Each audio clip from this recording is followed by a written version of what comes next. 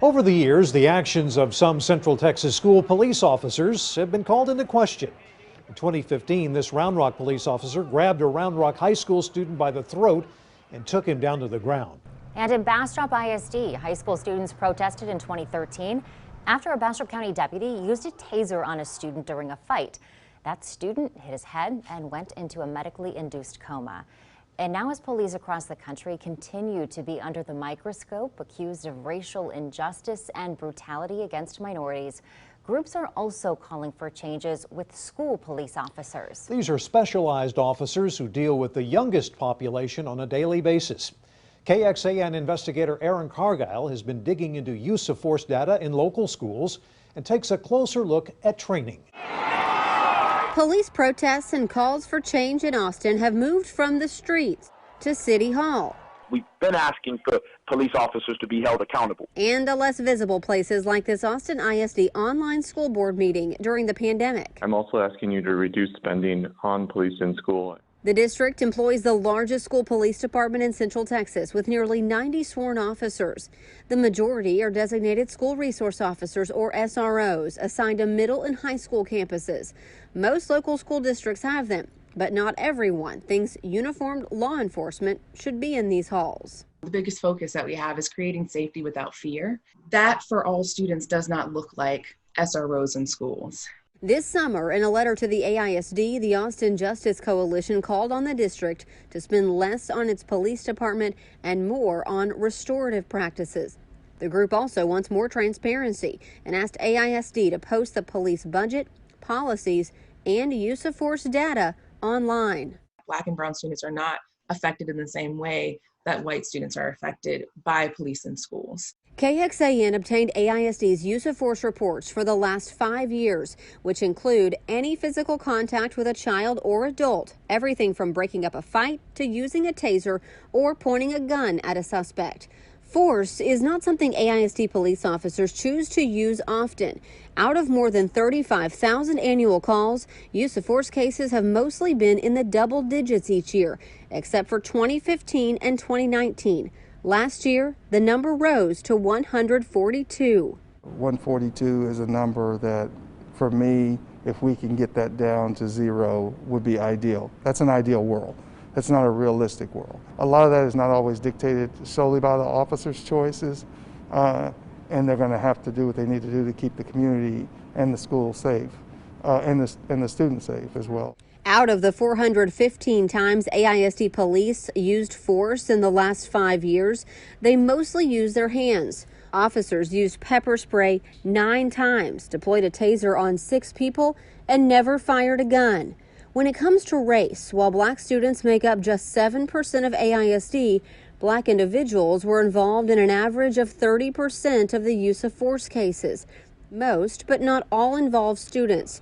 Included in the stats are some adults who've shown up on campus. And that's something that we've been examining and have been documenting for years at Texas Appleseed. Attorney Andrew Hairston heads up the School to Prison Pipeline Project for the nonprofit Texas Appleseed and tracked years of data that found children of color across the state are arrested more at school and involved in more use of force incidents than their white classmates. The group believes situations where school police usually step in would be better handled by mental health professionals and the administration. Say we're in this world where there are no school police officers on a school campus and a potential crime occurs. In that scenario, who do you believe should respond to that? What does that look like? Well, a lot of what we've seen in our data analysis at Texas Appleseed is that whatever incidents that might bring up law enforcement are likely going to be drug possession, or maybe they'll couch it as assault or classify it as assault, a fight, right? That's not to say that you shouldn't address that harm when it occurs, but there are different ways to approach it than having the school police officer come, break up the fight, and then perhaps charge both of the young people involved in that fight with resisting arrest or disturbing the peace, or in dire circumstances, assault of a police officer. Currently, we invest more in mental health, social and emotional learning, and restorative practices combined than we do in our law enforcement department. Austin ISD just approved a budget that pours $10 million into mental health and just over $9 million into its police department. And I've worked with about 12 to 13 different SROs. There is a significant difference between a school resource officer and that of a police officer. John Bailey has worked in Pflugerville, Manor, and is now the principal at LBJ Early College High School, which has the highest percentage of black students in Austin ISD, nearly 38%. I asked what he thinks about school police. There is a place for SROs on campus, but I also want to be clear. They have to want to be around students. Bailey says he and his officers at LBJ work as a team to cut down on arrests. He wants his students to view SROs as mentors who are there to support, no matter what they may have experienced with police outside school walls. I had opportunity to see the officers intervene when some students were trying to engage in fighting. They were able to separate the students, but then allow campus administration to follow through on the discipline. And that's what I prefer. Hey guys. He also remembers when he was a teenager and SROs were added to his high school in Fort Worth ISD. At first glance, we were nervous, like, man, who are these guys? We were scared, and they just had such a strong presence, so it made you not want to do anything wrong. As time progressed, though, we would say that they were super cool. They were some of the most enjoyable staff members that the kids wanted to be around. You've been going through a pretty rough time right now, and you may have a knife in there with you. Yeah, what's it to you? It's that kind of environment AISD aims to create, and when a situation turns serious, what we don't, as a law enforcement community, do is teach enough how to use this and this to de-escalate a situation. Do you see me? I'm right here. Focus on me. We were there in early August for the department's week-long de-escalation training that goes above and beyond what's required by the state.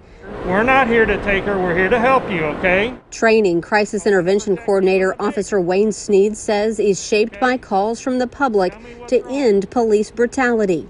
If you're not listening to your community and your public, you would be ill-willed. I would feel a lot better if you would put the knife away. He says for these school police officers, it's all about being connected to their campuses and building relationships with students. What we strive to do, and I can only speak for Austin ISD, what we strive to do is to treat our students fairly, to treat them just, and to treat them with respect. If you go to the AISD police website right now, you'll see it says the policies are under review. AISD says the policies have been under review since the current chief took over about 2 years ago. However, the use of force policy should be ready for the public in about a week, and the entire policy manual should be ready in about a month. All of it will be posted online. Also, the chief told me his department follows policies police reform groups are calling for departments to adopt across the country. The list is called 8 Can't Wait. It includes banning things like chokeholds and shooting at a moving vehicle and requiring de-escalation techniques and giving a warning before shooting. You can read all about it right now with this story on KXAN.com. Back to you. The investment in school police has risen across the country over the years, along with school shootings. In Central Texas alone, 3 new school police departments were approved this last year: Del Valle, Manor, and Round Rock ISD. Instead of contracting out city and county law enforcement to serve as SROs, they will train their own officers to work with students. Round Rock ISD says it will require its new officers to undergo student-centered training that far exceeds the minimum requirements in diversity, racial equity, behavioral health, restorative practices, and de-escalation. Online right now, you can read AISD's use of force reports from the past 5 years. We have posted them with this story under the Investigates tab at KXAN.com.